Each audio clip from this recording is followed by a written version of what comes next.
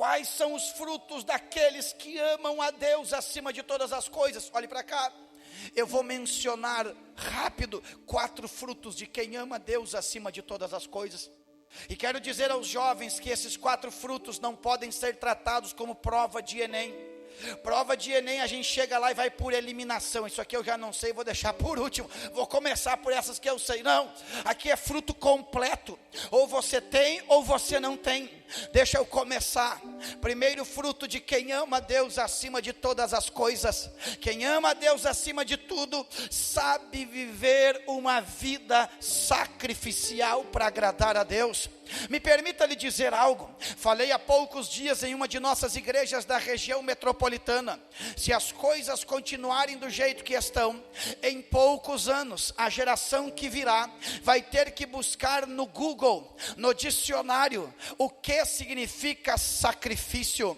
Porque cada dia mais nós nos distanciamos do real significado da expressão sacrifício. Eu sei que aquilo que avançamos, não devemos voltar atrás. Não tenho saudade daquela estrutura precária que nos reunia nos domingos lá na igreja do interior. Eu posso sentir saudade do fervor, mas não da estrutura. Coisa boa é o conforto que nós temos, mas às vezes é bom lembrar o que nos trouxe até aqui. Ao terminar o culto, vai conversar com a vovó e diz: vó, conta para mim, como é que era o seu dia a dia, como é que a senhora cozinhava para o vô e para os tios? Ela vai dizer: minha netinha, a avó tinha que buscar lenha, e quando não estava cortada, tinha que cortar, e além disso, tinha que colocar no fogão a lenha, e aí filha, tinha que colocar todas as panelas sobre aquela chapa, e ficar ali cuidando, e ficar alimentando com lenha nova. Vó, era assim, claro. E quando o vô queria jantar, porque jantar é coisa boa, viu? Ainda mais se tem menos de 40 anos, dá para jantar ainda, glória a Deus. E depois janta um pouquinho mesmo, mas continua jantando. Aí a avó vai dizer assim: filha, neta, o teu vô gostava de jantar, só que naquela época, neta, não tinha micro-ondas não. Hoje a avó pega um pouquinho daqui, um pouquinho dali, bota num prato, coloca no micro-ondas, em 2 minutos está pronto. Mas na época não, era botar fogo de novo no fogão a lenha, era colocar todas as panelas para esquentar. Vó, e o teu cabelo como é que ficava? Com cheiro de fumaça. Não tem problema, pergunta para ela como é que ela lavava a roupa. Ela vai dizer: a avó descia no riacho, pegava a roupa, batia na laje, lavava, torcia, colocava num balde, colocava na cabeça e voltava para estender. Hoje a gente tem máquina que ela já lava, ela já torce, ela já sai sequinha. Alguém até me perguntou: não tem como já entregar passada? Daqui uns dias vai ter. Oh, glória a Deus. O problema é que nós vamos nos distanciando do sacrifício, e isto socialmente não é problema, mas espiritualmente é um problema. Uma geração que não sabe dar a Deus alguma coisa que lhe custe. Eu vou dizer, o Senhor disse assim: Abraão, me dá o teu filho, o teu único filho a quem tu amas. Quem conhece a Bíblia pode pensar que tem um problema, porque quando Deus diz: me dá o teu único filho, vai lembrar que Abraão biologicamente tinha 2 filhos. Como é que Deus olha para Abraão, e Deus que sabe todas as coisas, pede um filho, e ainda diz o único filho? Só que o texto diz assim: me dá o teu filho, o teu único filho, vírgula, aquele a quem tu amas. Deus foi específico. Se Deus dissesse: Abraão, me dá um dos teus filhos, Abraão ia olhar para o Ismael e dizer: é problemático, menino, esse menino é problemático, vou entregar o problema. Mas para Deus só vale o que vale para você. Para Deus só é importante o que é importante para você.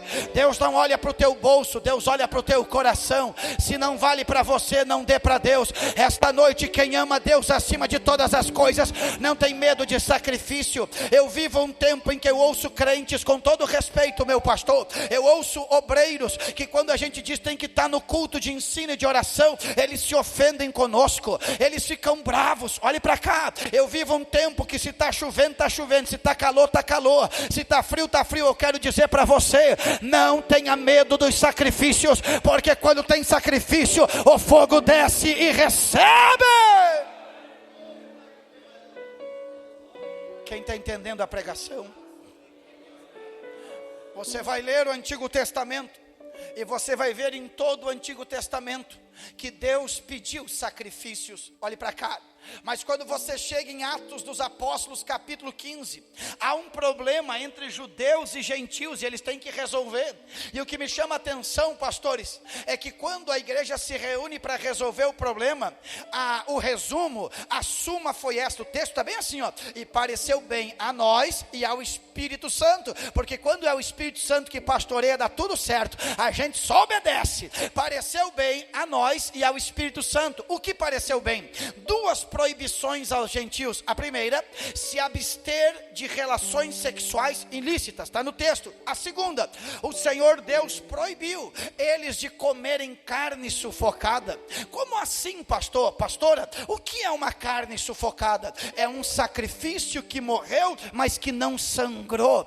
Deus não aceita sacrifício que não sangre. Eu tenho a impressão, viajando e pregando e pastoreando, que o altar está cheio de carne sufocada. É crente dando o que não é importante, é crente dando aquilo que não vale nada. Deus não quer carne sufocada, Deus quer sacrifício, Deus quer entrega. Quem ama Deus acima de todas as coisas não tem medo de sacrificar. Mateus capítulo 13 diz que o reino de Deus é semelhante a um homem que encontrou um tesouro num campo. E o que é que ele fez, pastor? Ele voltou e vendeu tudo que tinha e comprou aquele campo. Crentes que vivem meia boca, pessoas são preciosas, mas que não se entregam. Não tem como eu forçar, é sinal que elas não encontraram o tesouro ainda. Quem encontra o tesouro diz: nada mais importante a não ser o evangelho.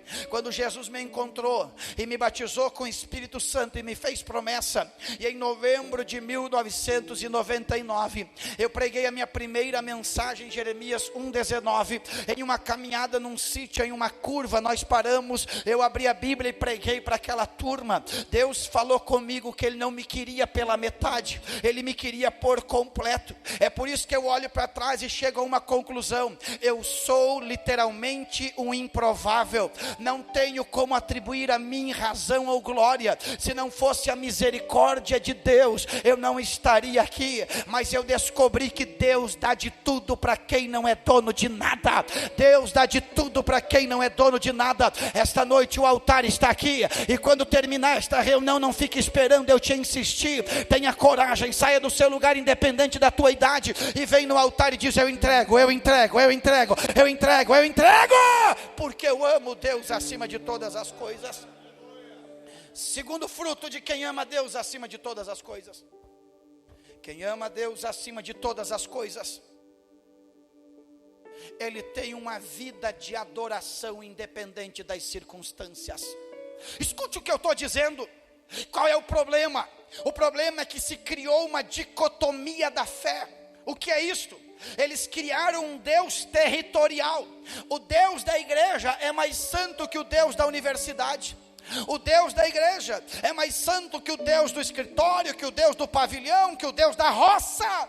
Porque na igreja tem que ser assim, mas aqui fora não precisa ser assim. Deixa eu explicar, e com todo temor, eu estou falando algo bíblico, mas coerente com a história. Quando vocês olham esta expressão de púlpito aqui, na estrutura funcional, pastor Carlos, não há problema nenhum, porque nós temos uma estrutura funcional de coral e de obreiros. Mas se nós não cuidarmos, isso aqui se torna uma via romanista do catolicismo antigo, onde tinha os clericais e os leigos. E qual é o problema? Quando nós fizemos divisão entre melhores e não tão melhores, nós plantamos na mente dos crentes coisas ruins, entre elas. Quantas vezes nós ouvimos aquela frase que diz assim: isso aqui não é para eu fazer, eu não sou pago para fazer, isso aí é para o pastor. Por quê? Porque se plantou uma dicotomia da fé e do chamado. Não, nós não estamos aqui porque somos mais santo.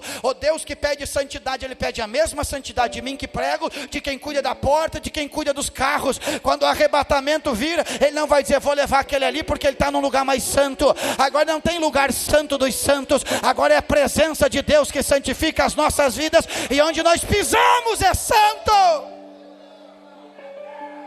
Deu para entender o que eu expliquei, pastor? Mas aí a gente fica com esta ideia territorialista. Não, aqui é mais, aqui é menos. Crente que ama a Deus acima de tudo, adora a Deus independente das circunstâncias. Eu lembro vocês, Atos capítulo 16, Paulo e Silas conversam e chegam a uma conclusão: vamos orar? Vamos orar. E onde é que nós vamos orar? Rapaz, aqui perto tem um rio, vamos orar na beira do rio. Orar na beira do rio é bom demais. Na beira do rio tem a brisa da água, tem o barulho da correnteza, e Paulo e Silas saem para orar na beira do rio.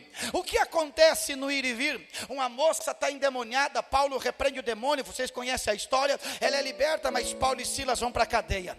Paulo e Silas chegam na cadeia, olhe para cá, agora não tem mais barulho da correnteza da água, mas tem barulho das correntes da prisão. Agora não tem mais a brisa da beira do rio, mas tem o cheiro fétido da prisão. Agora eles não estão livres, mas eles estão com os pés e mãos amarrados. Mas eu conjecturo Paulo e Silas conversando, e um dizendo: e aí Paulo, fala Silas, nós saímos de casa para fazer o quê? A gente saiu para orar. E aí, o que é mais importante? É onde orar ou é oração? Paulo, é oração. Então se era para orar na beira do rio e não deu, a gente vai orar dentro da cadeia mesmo, mas a gente vai buscar a presença de Deus. Eita glória! Olhe para mim aqui, quando a gente valoriza o propósito e não o ambiente, Deus faz milagre, muda o ambiente. Atos 16 versículo 11 a seguir, eles estão na beira do rio e Jesus transforma a vida de Lídia. Atos capítulo 16 versículo 25, eles oram e cantam, Deus manda um terremoto e muda a vida do carcereiro. Olhe para cá, eles valorizaram o propósito. Então o diabo olhou e disse: vão dormir na cadeia. Aí Deus disse: não vão dormir na cadeia não, eu vou mandar um terremoto, vou abrir a cadeia. Versículo 33 e 34 diz que Paulo e Silas não estão mais na cadeia, não estão com as mãos presas, eles estão assentados na mesa. Eles estão assentados na mesa, e se tem mesa tem provisão, e as costas machucadas estão sendo curadas. Recebe esta palavra, ao voltar para casa Deus vai mudar aquele ambiente. Mas tem que amar a Deus acima de todas as coisas. Crente que diz assim: não, aqui não é fácil, ele está minimizando o poder do Espírito Santo. Um dia um crente chegou para mim, bem gaúcho como a gente é: senhor pastor, naquela empresa só tem diabo. Digo: irmão, é diabo? Não. Os outros, digo, então não só tem diabo não, tem que ter um servo de Deus lá dentro para fazer a diferença. Jovens, Deus vai dar para vocês coisas extraordinárias. Deus vai dar para vocês o que os papais de vocês não tiveram.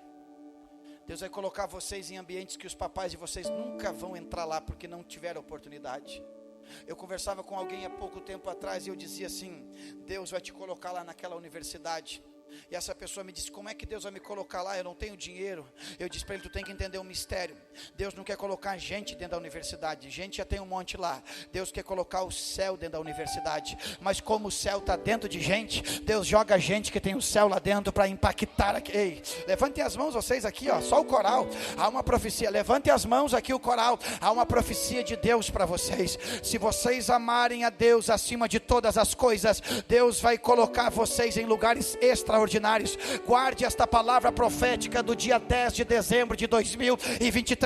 Se vocês amarem Deus acima de tudo, Deus abrirá as portas, Deus patrocinará vocês. Deixa eu ver se a igreja acredita. Levante a mão e dá glória. Em terceiro lugar, quem ama Deus acima de todas as coisas tem uma vida de serviços prestado para o reino de Deus. Cuidado, há um espírito maligno sobre o Brasil, tentando confundir a mente dos crentes, principalmente os que não leem Bíblia, porque tem uma meia dúzia de gente que só tem lorota na cabeça, que descobriu o poder da tela de um celular e de uma sala mais escura, e atrás do celular se tornaram teólogos, se tornaram pastores, sem nunca ter pastoreado ninguém. Tem gente que nunca passou 24 horas de jejum, Tem gente que nunca teve que expulsar um demônio. Tem gente que nunca teve que aconselhar um casal. Tem gente que nem ceia toma e nem congregar congrega, mas vai atrás da tela do celular e quer emitir opinião para a igreja. Nós vivemos a geração do algoritmo. Eles descobriram o poder dos dedos e da escrita, e com um parágrafo, sem ter experiência nenhuma, eles querem solucionar o problema da igreja, que é o Espírito Santo que tem que solucionar. Qual é o problema? É que está se criando uma geração que crê que é possível ser crente sem vir na igreja, é possível ser crente sem pertencer ao corpo. Olhe para mim, eu li esta Bíblia várias vezes, e eu converso com quem quiser. É impossível ser crente e não pertencer à comunidade da fé. Ah, pastor, e lá naquele país perseguido, que não pode ter culto, como é que os irmãos continuam crentes? Uma coisa é não poder, mas se eles pudessem, eles se reuniriam todos os dias para servir a Deus. Nós que podemos, às vezes não nos reunimos. Quem ama a Deus acima de todas as coisas, tem uma vida de serviço prestado. Me permita dizer, principalmente aos companheiros que estão aqui mais experientes, eu quero dizer aos amados, que é impossível ter um ministério efetivo, achando que o nosso ministério é mais importante que a igreja. Efésios capítulo 1, Paulo explica que a igreja nasceu a partir de Deus. Efésios capítulo 2, Paulo explica que os crentes, para pertencer à igreja, tem que ser salvo pela graça. Efésios capítulo 4, Paulo explica que é Deus que dá o ministério para o aperfeiçoamento da igreja. Pergunto, quem nasceu primeiro, o ministério ou a igreja? Foi a igreja. O ministério só existe se é para honrar e para servir a igreja. Tem gente que eu conheço que diz assim: quero ver agora sem mim, quero ver sem mim. Eu conheço gente sem perna e sem braço, que está vivo até hoje, mas tem perna e braço cortado que apodrece. Então Deus te chamou, e se tu ama o noivo, tu tem que amar e honrar a noiva. Recebe esta palavra.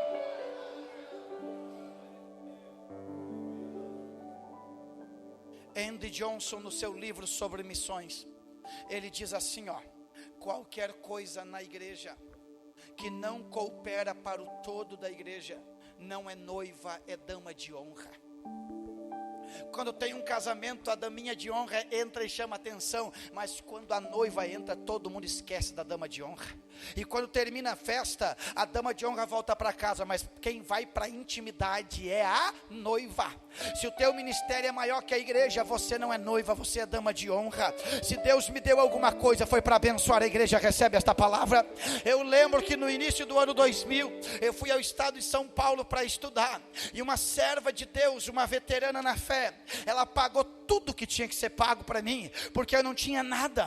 Quando eu terminei o seminário do internato e eu voltei, e eu encontrei aquela anciã, eu abracei ela e disse: irmã Silvia, eu quero te agradecer por tudo que a senhora fez por mim. Ela olhou para mim e disse: não me agradeça, porque eu não fiz nada por ti. Eu disse: como que não? A senhora pagou a viagem, pagou a estadia, pagou os materiais. Ela disse: não, eu não fiz por ti, eu fiz pela igreja, porque o que você recebeu não é teu, é da igreja. Dá para a igreja, dá para a igreja, oh glória. Quando Paulo escreve a Timóteo, ele diz assim: Demas me abandonou, porque ele amou o presente século. Quem é que desamparou? Demas. Olhe para cá. Demas me abandonou, porque ele amou o presente século. Oséias, a palavra amor ali, do verbo, não é o amor ágape, é como o amor eros. Demas olhou para o ministério como uma mulher bonita e se prostituiu com o ministério. Demas olhou para o presente século e disse: é como uma mulher sensual, eu vou me prostituir. E ele abandonou o ministério. Olhe para mim aqui, se você ama Deus acima de todas as coisas, você ama esta igreja, você trabalha para o bem-estar desta igreja, você está junto, você veste a camiseta, e onde tem facções espirituais, você repreende, porque a vitória é nossa pelo sangue de Jesus. A vitória é nossa pelo sangue de Jesus. E eu termino agora. Quarto fruto de quem ama Deus acima de todas as coisas. Quem ama Deus acima de todas as coisas tem uma vida de prioridade. Vocês que estão estudando estão mais sabidos que o pastor. Na minha opinião, a palavra prioridade jamais deveria ser escrita no plural. Mas como o nosso português tem que explicar as coisas, nós colocamos no plural, prioridades. Mas se é prioridade, deveria ser singular. Quem ama a Deus não tem outra agenda a não ser agradar a Deus. Prioridade. As pessoas não têm prioridade, e elas constroem uma bolha religiosa dizendo, Deus me conhece. É um grande problema. De fato Deus te conhece. Aprenda um mistério: Deus não é bonzinho, Deus é justo. Deus não é bonzinho, Deus é justo. Há uma diferença nisto. Eu conheço pais que não têm prioridade espiritual. Eu reuni os pais dos adolescentes na igreja, que eu sou o pastor. Fomos para uma sala de aula, disse, agora o negócio vai pegar. Eu disse para eles, ou vocês estão trabalhando comigo, ou vocês estão trabalhando contra mim. Eu não posso colocar líderes que vão sacrificialmente trabalhar pelos filhos de vocês, e vocês que pariram, que deveriam cuidar, vocês não cuidam. Eu não posso colocar uma liderança sacrificial que ama os jovens, e vocês, quando tem congresso, vocês arrumam uma viagem e vão lá para outro lado. Tem crente, tem obreiro que no dia do congresso, você só vê no celular ele fazer login lá na praia, ou lá no outro lado do estado. Eu quero dizer uma coisa para vocês: quem tem prioridade tem agenda, e Deus ocupa o primeiro lugar. Quem recebe esta palavra, Deus ocupa. Eu vou dizer, tem crente que prefere caçar ao invés de vir na igreja. Daqui um pouco dá um tiro no pé. Não me chame para orar, porque eu não vou orar, porque você está colhendo aquilo que plantou. Tem crente que no dia da ceia prefere pescar, prefere ver cara de Jundiá do que ver a glória de Deus na igreja. Eita, bendito Espírito, eu senti que Deus está falando aqui. Deus vai sacudir você. Deixa eu ver quem trouxe glória da glória. Não me deixa sozinho.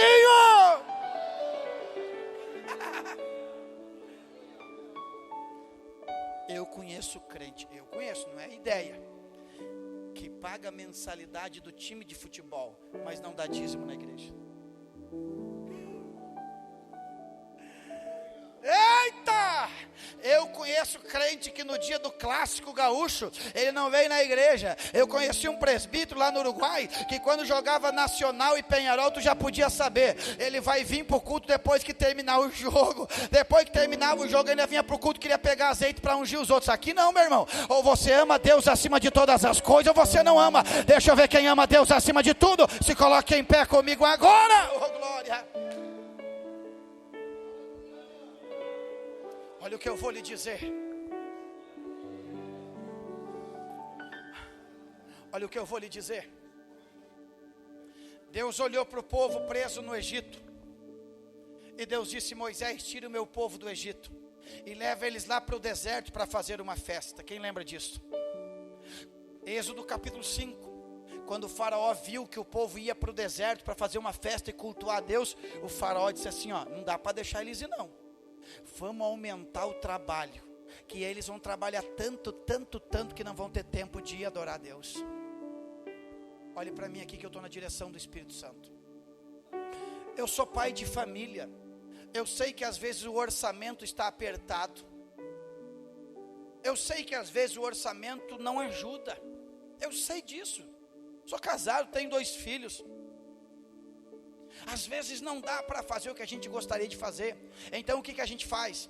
A gente vai lá, pega um extra no trabalho. Tem problema não, desde que se entenda que é por um período e para um propósito. Aí a gente diz: pastor, eu vou me ausentar uns dias, é porque eu estou precisando dar uma renovadinha num quarto, numa peça lá de casa, o meu carrinho está muito judiado, preciso comprar outro. E o pastor diz: não, meu irmão, vai lá, porque Deus vai te cuidar. Aí você entra de acordo com a esposa, e você diz: esse semestre eu vou me ausentar um pouco, mas é porque nós temos tal propósito. Terminou o propósito, a gente volta para a atividade. Mas o diabo vai enfeitiçando a mente do crente. Tem gente que bate no peito e diz: eu tenho 3 empregos. Eu quero saber se você tem tempo para vir para a igreja adorar a Deus. E não vai atrás dessa conversa: eu adoro a Deus na minha casa, eu adoro a Deus no meu quarto. Tu vai colher com os teus filhos, traz eles para a igreja. É na igreja que eles têm que aprender a servir a Deus, bendito Espírito Santo. E vou dizer mais: crente que veio para a igreja e prosperou e saiu da igreja, nunca veio para a igreja porque amou a Deus, veio para a igreja porque queria receber de Deus. Eu sinto uma autoridade do Espírito Santo. Avivamento não é nós sairmos do lugar, é Deus tomando o lugar que é dele. Eu recebo autoridade para fazer um convite. Esta noite é noite de nós derrubarmos os postes ídolos do nosso coração, oh glória. É noite de derrubarmos aquilo que nos impede de estar em Cristo, em espírito e em verdade. Agora, na autoridade do Espírito de Deus, agora, na autoridade do Espírito Santo, se você ouviu a voz de Deus, não importa quantos anos tu está na igreja. José e Maria eram pai de Jesus e esqueceram Jesus na festa. Agora é um ato individual, mas de consciência. Você não tem que procurar ninguém para vir para frente, porque ninguém está autorizado a amar a Deus no teu lugar. É você que tem que amar a Deus. Mas se eu preguei na direção do Espírito Santo, e o Senhor falou contigo em alguma área, e você quer vir no altar juntamente comigo para fazer um pacto com Deus, de dizer: Deus, a minha vida, do alto da cabeça até a planta dos pés te pertence, tudo é teu. Se você ouviu a voz de Deus e você quer viver o extraordinário, mas é agora. Se você quer orar, não espere por mais ninguém que está na sua volta. Sai do teu lugar e vem no altar orar comigo agora.